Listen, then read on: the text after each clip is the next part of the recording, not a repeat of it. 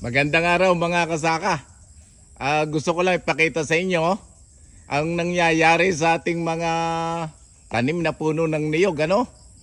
Ito, ang dami ng pinapatay ng mga beetle. Siguro mga 30 ng puno ng niyog ang pinapatay nitong mga beetle na ito.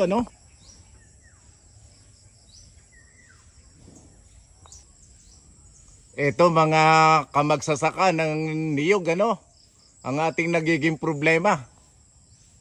Sinasalaki niya ang ating mga niyugan, lalo na yung mga bata pang niyog, Masdan nyo mga kasaka, ang ginagawa ng pesteng maninira ng niyog, So tinatawagan ko ang ating kinaukulan, Tingnan niyo mga kasaka, talagang ang ginagawa ng mga pesteng to sa ating mga tanim na niyog,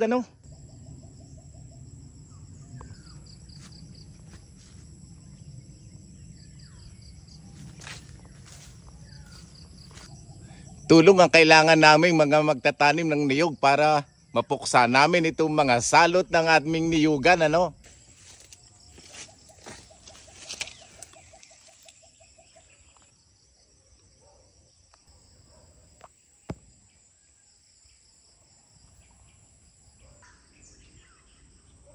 Nakakapanlo mo mga kasaka na nakikita mong isa-isang pinapatay ang ating mga pinaghirapang itananim ng mga niyog,